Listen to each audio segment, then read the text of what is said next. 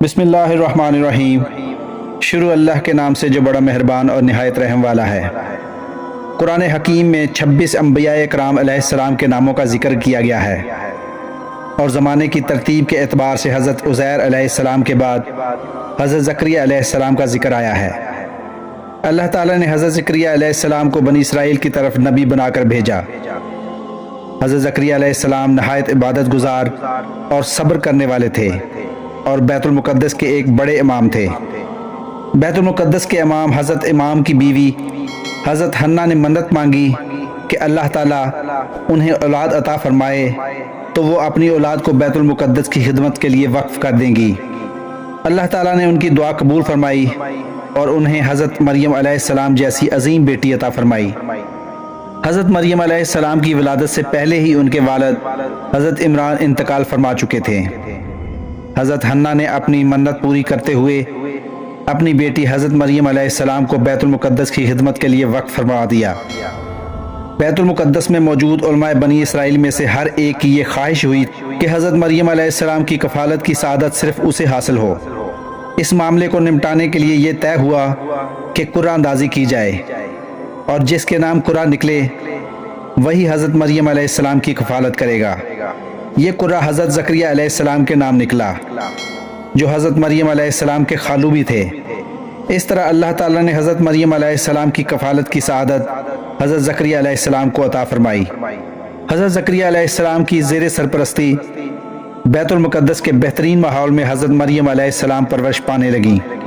حضرت زکریا علیہ السلام ان کی تعلیم و تربیت کا خصوصی خیال فرماتے، اور جب بھی حضرت زکریا علیہ السلام حضرت مریم علیہ السلام سے ملاقات کے لیے ان کے حجرہ میں تشریف لے جاتے تو ان کے حجرہ میں اکثر بے موسم پھل رکھے ہوئے پاتے۔ ایک دن حضرت زکریا علیہ السلام نے حضرت مریم علیہ السلام سے پوچھا کہ اے مریم، یہ پھل تمہارے پاس کہاں سے آئے؟ حضرت مریم علیہ السلام نے جواب دیا کہ یہ اللہ تعالیٰ کے پاس سے ہیں، اور اللہ تعالیٰ جسے چاہتا ہے بغیر حساب رزق عطا فرماتا ہے۔ کیونکہ ابھی تک حضرت زکریا علیہ السلام کو اولاد کی نعمت میسر نہیں آئی تھی، حضرت مریم علیہ السلام کا جواب سن کر آپ علیہ السلام بھی اس غیر عادی امور کی طلب کی طرف متوجہ ہوئے کہ جو اللہ حضرت مریم علیہ السلام کو بے موسم پھل عطا فرما سکتا ہے، وہ اللہ مجھے بھی بڑھاپے میں اولاد عطا فرما سکتا ہے۔ اسی وقت اور اسی جگہ حضرت زکریا علیہ السلام نے اللہ تعالیٰ کو آہستہ آواز سے پکارا اور دعا مانگی کہ اے میرے رب، مجھے اپنے پاس سے نیک اولاد عطا فرما جو میری اور آل یعقوب علیہ السلام کی وارث بنے، اور اسے اپنا پسندیدہ بندہ بنا دے کہ وہ تجھے ہمیشہ خوب راضی رکھے۔ ابھی حضرت زکریا علیہ السلام عبادت کے حجرے میں کھڑے ہو کر اللہ تعالیٰ سے دعا ہی مانگ رہے تھے کہ حضرت جبرائیل علیہ السلام نے انہیں آواز دی اور کہا کہ اللہ آپ کو ایک بیٹے یحییٰ علیہ السلام کی بشارت عطا فرماتا ہے، جو اللہ کے کلمہ کی تصدیق کریں گے، سردار ہوں گے، اپنے نفس کی خوب حفاظت کرنے والے ہوں گے، نبی ہوں گے اور کامل نیک لوگوں میں سے ہوں گے۔ بیٹے کی خوشخبری پانے پر حضرت زکریا علیہ السلام کو تعجب ہوا کہ وہ بوڑھے ہو چکے ہیں، اور ان کی بیوی بھی بوڑھی ہونے کے ساتھ بانجھ بھی ہے، اس لیے ان کے ہاں اولاد کیسے ہو سکتی ہے؟ اگرچہ حضرت زکریا علیہ السلام کو اللہ کی قدرت پر پورا یقین تھا، لیکن اپنے دل کے اطمینان کے لیے انہوں نے سوال کیا کہ آخر اولاد کیسے ہوگی، جس کا جواب اللہ تعالیٰ نے یہ دیا کہ وہ ان کے لیے ان کی بیوی کو درست فرما دے گا۔ اللہ تعالیٰ نے حضرت زکریا علیہ السلام کا تعجب دور کرتے ہوئے فرمایا کہ ایسا ہی ہوگا، اور اللہ جو چاہتا ہے وہ کرتا ہے، جیسا کہ اس نے آپ علیہ السلام کو پیدا فرمایا جبکہ آپ علیہ السلام کچھ بھی نہ تھے۔ حضرت زکریا علیہ السلام نے اللہ تعالیٰ سے علامت مقرر کرنے کی درخواست اس لیے کی کہ انہیں پتہ چل جائے کہ اب حمل قرار پا گیا ہے، تاکہ وہ اسی وقت اللہ کا شکر ادا کرنے میں لگ جائیں۔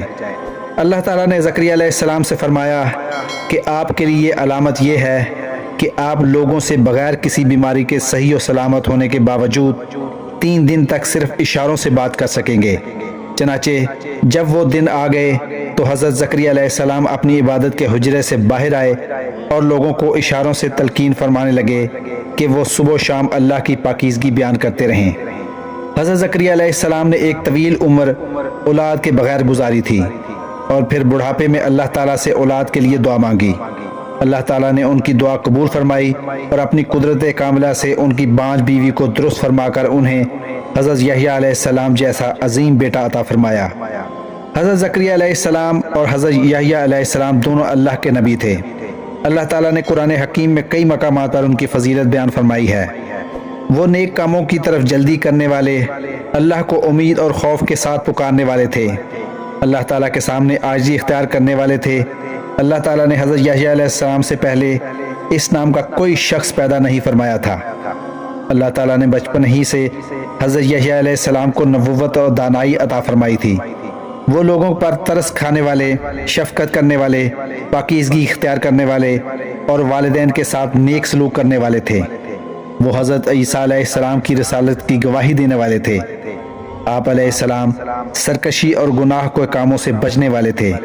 اللہ تعالیٰ نے ان پر سلامتی فرمائی جس دن وہ پیدا ہوئے، جس دن ان کی وفات ہوگی اور قیامت کے دن جب وہ دوبارہ زندہ کیے جائیں گے۔ مفسرین کا ایک قول یہ ہے کہ یہود نے حضرت یحییٰ علیہ السلام اور حضرت زکریا علیہ السلام کو شہید کیا۔ یہود کے بڑے بڑے جرائم میں سے ایک بہت بڑا جرم انبیاء کرام علیہ السلام کو شہید کرنا بھی ہے۔ انہوں نے اللہ تعالیٰ کے کئی انبیاء کرام علیہ السلام کو شہید کیا۔ دوستو، ویڈیو اچھی لگی ہو تو چینل کو سبسکرائب کریں اور ویڈیو دوستوں کے ساتھ بھی شیئر کریں۔ اللہ تعالیٰ آپ کا حامی و ناصر ہو۔